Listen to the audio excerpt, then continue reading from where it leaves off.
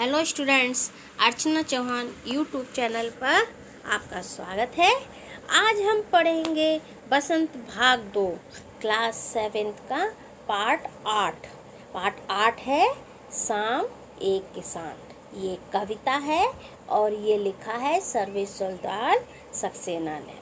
सर्वेश्वर दयाल सक्सेना जो है, इन्होंने इस तरह से वर्णन किया है एक प्राकृतिक दृश्य को और एक सजीवता के रूप में। सजीवता मतलब है किसी मनुष्य या प्राणी जाति के रूप में वर्णन किया है। यानी जो हमारी प्रकृति है, ऐसा लगता है जैसे कोई मानव जाति आपस में बातचीत करते हैं, अपनी भावनाओं को प्रकट करते हैं। उसी तरह से इन्होंने शाम का वर्णन किया है और शाम को एक किसान के रूप दिखाया है।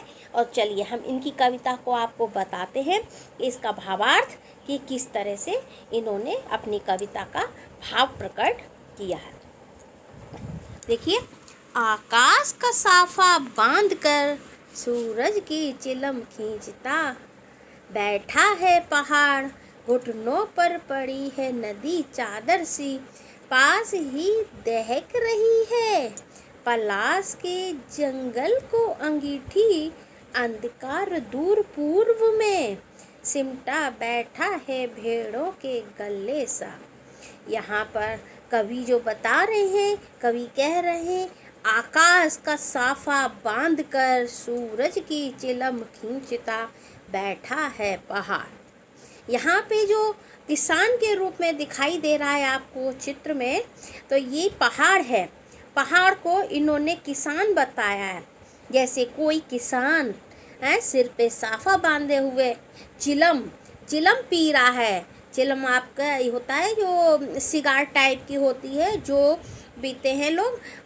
तो चिलम पी रहा है, यानी पहाड़ को इन्होंने मानव के रूप में बताया है, किसान के रूप में वर्णन किया है। कि आकाश का साफा, यानी आकाश को बताया है साफा के रूप में, सिर पे पगड़ी बांधे हुए। साफा मीन्स पगड़ी बांधे हुए, और सूरज की चिलम खींचता, और जो सूरज दिखाई दे रहा है, छिपता हुआ सूरज दिखाई दे रहा है, वो किस तरह लग रहा है, जैसे ऐसा लगता है कि जैसे कोई मनुष्य किसान चिलम पी रहा है, यानी चिलम पीता हुआ दिखाई दे रहा है।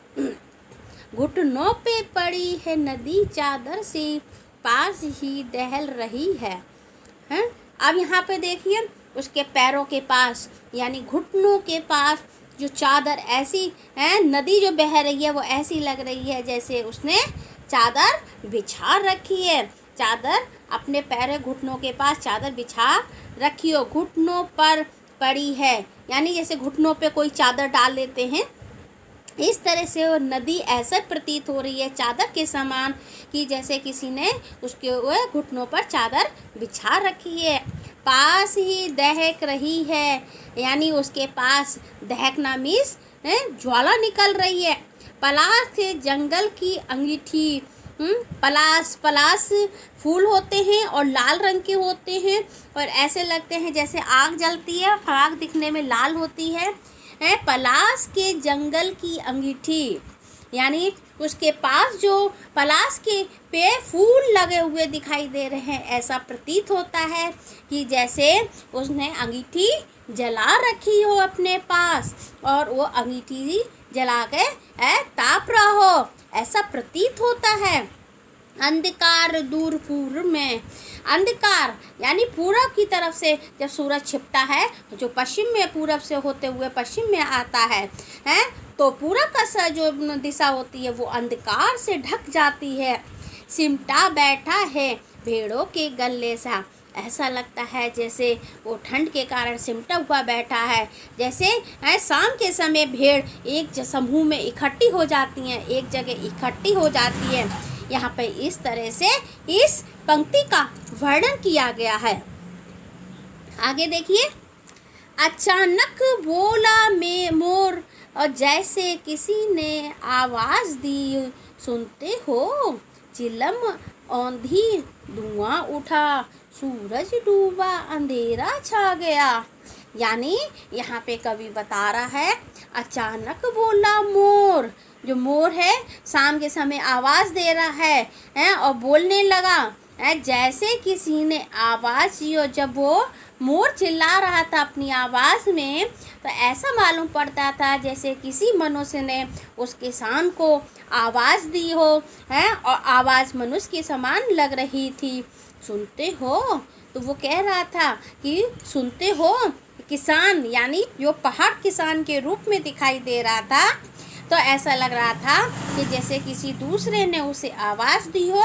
सुनते हो, चिलम औंधी धुआं उठा और उसकी चिलम औंधी हो गई। औंधी का मतलब उल्टी हो गई, उलट गई। और ऐसा लग रहा था औंधी हुई धुआं उठा और उसमें से धुआं सा उठने लगा। उल्टी चिलम जो थी वो उल्टी दिखाई दे रही थी और धुआं उठ रहा था। कहने का तात्पर्य है कि जब सूरज डूबता है तो वो नीचे की तरफ डूबता हुआ दिखाई देता है, उसी तरह से उसे वो चिलम औंधी यानी उल्टी दिखाई दे रही थी, यानी वो डूब रहा था और धुआं सा उठा यानी अंधेरा सा प्रतीत होने लगा।